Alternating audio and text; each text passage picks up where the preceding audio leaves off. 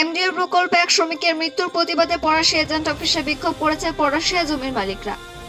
এই সময় পলাশিয়া এমডিও কমিটির সদস্য নয়ন গোপ জানান, গত 16 সেপ্টেম্বর পলাশিয়া বেলবাদের এমডিওতে ঠিকা শ্রমিক হিসেবে কাজ করতেন প্রবীণ শর্মা। তিনি বৈদ্যুতিক শক লেগে মারা যান। ইসিএল ম্যানেজার এই ঘটনার বিষয়ে কাউকে কোনো তথ্য দেননি। সেজন্য আজ এজেন্ট অফিসে জড়ো হয়েছেন পলাশিয়া অঞ্চল জমির মালিকরা। তিনি জানান, মৃত প্রবীণ শর্মা বয়স 25, পাণ্ডবেশ্বরে গাইঘাটার বাসিন্দা। পলাশিয়া থেকে গাজীত মিসা রিপোর্ট নিউজে।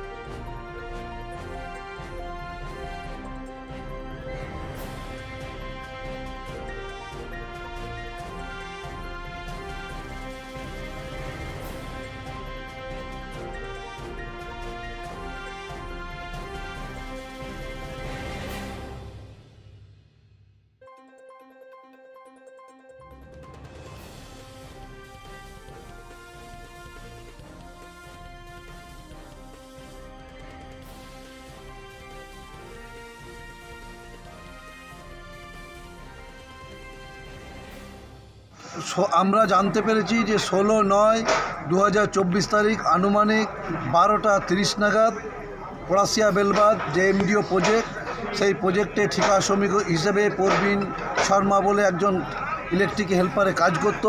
তার ইলেকট্রিক দুর্ঘটনায় মৃত্যু হয়। এটি মর্মান্তিক ঘটনা এবং আমরা দেখতে পেলাম 16/9 ঘটনাকে কেন্দ্র করে ঠিকাদার এবং ম্যানেজমেন্ট যৌথভাবে ঘটনাটিকে ধামাচাপা দেওয়ার তারা চেষ্টা করে এবং তারা কাউকে কোনো কিছু না জানিয়ে রাতের অন্ধকারে তারা বডিকে নিয়ে যেয়ে বডিকেও পর্যন্ত তারা ডিসবাস করে দেয়। এবং আমরা দাবি করছি খনি আইন অনুযায়ী মাইন্স চালাতে হবে।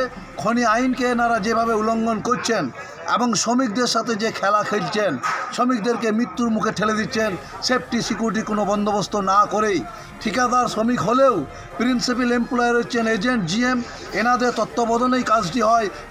এনাদের একটা দায় এবং দায়িত্ব থাকে। এখনও পর্যন্ত সেই পরিবারকে কোনো ক্ষতিপূরণ পর্যন্ত দেওয়া হয়নি এবং এমনই দুর্ভাগ্য ঘটনা, এই ঘটনার লোকাল যে থানা সেখানেও তারা রিপোর্টেড করেনি। কিন্তু আমরা পলাশিয়া অঞ্চল ল্যান্ড ওনার কমিটির পক্ষ থেকে থানা প্রহরীকে আমরা ঘটনাটি ইনফর্ম করেছি। আমরা কালকে এজেন্ট মহোদয়কে ঘটনাটি জানিয়েছি এবং আমরা জেনারেল ম্যানেজারকেও জানিয়েছি, কিন্তু তাদের কাছ থেকে আমরা কোনো সদুত্তর পাইনি।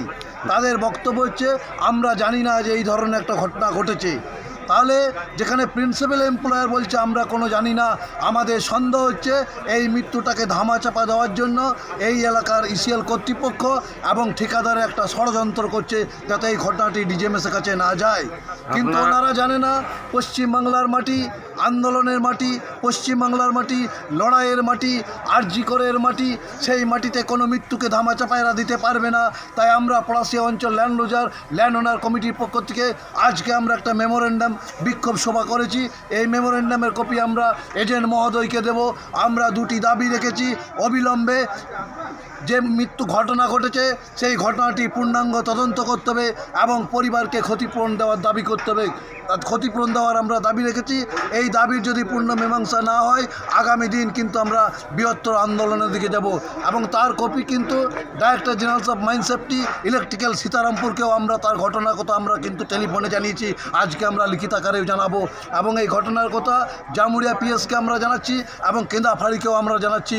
আমরা 4 দিন সময় দিচ্ছি ম্যানেজমেন্টকে অল্টারনেটিভ। তার মধ্যে যদি এর ফয়সালা না হয় তাহলে আগামী দিন কিন্তু লম্বা প্রজেক্ট কিন্তু সিজ ওয়ার্কের দিকে যাবে। আপনার নাম? আমার নাম হচ্ছে নয়ন গোপ, পলাশিয়া অঞ্চল ল্যান্ড ওনার কমিটির একজন পরামর্শদাতা।